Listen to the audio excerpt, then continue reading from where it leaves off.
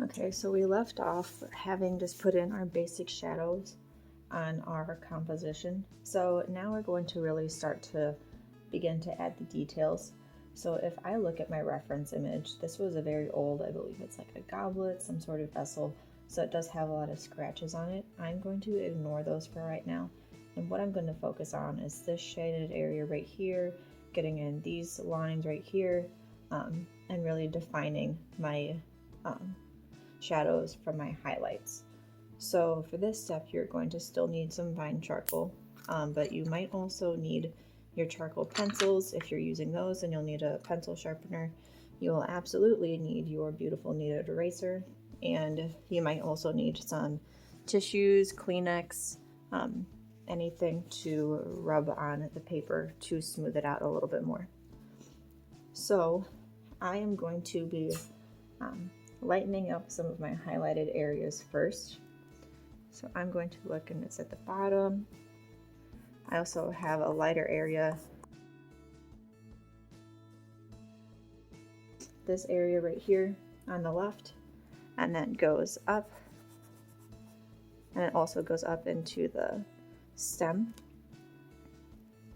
I got a little bit too much charcoal on my kneaded eraser, so I am going to move that around a little bit to disperse that. And I'm going to go in and add some more highlights. I'm going to go in with my finger. You could also use the paper at this point to blend in your highlights, but I like working with my hands, so that is why I'm choosing to do that. I'm also going to look in, and I'm going to see that I have a small bit of a highlight right here. Just really define that, blend that out a little bit more, and you can see that my figure is starting to come out across the page. So I have this square right here. I'm just going to kind of block in where that would be. It looks like the bottom is about equal to my horizon line, so I'm going to block that in. And then I can add my details to that later. So now I'm going to take my vine charcoal again, and I'm going to really solidify where my shadows are, especially my very deep shadows.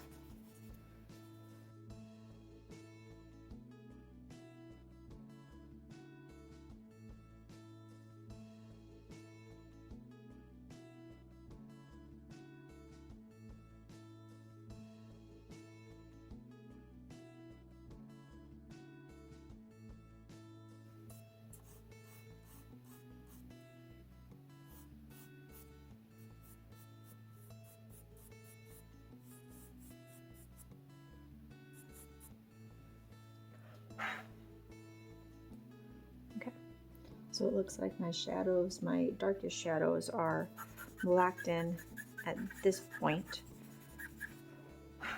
so that I have all my shaded areas blacked in. Now I can begin to focus. Oh, I forgot one. Forgot the bottom. Right there. Okay. So now I can start to go in and add in some more details, or I can start to focus on the shadow itself.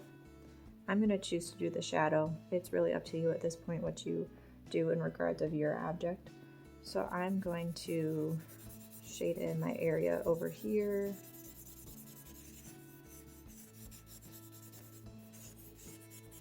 And I have this nice reflected light right here, so I'm going to avoid that area for right now.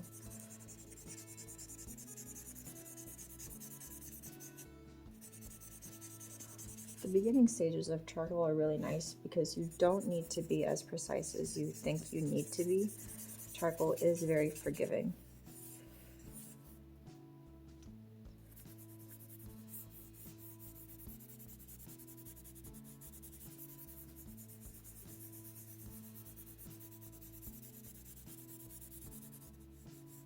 Okay.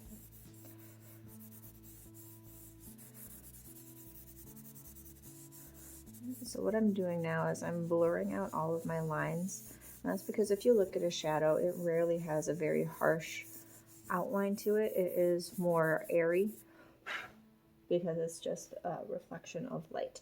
So you do have to blur out all the edges on the shadow. They should not be harsh.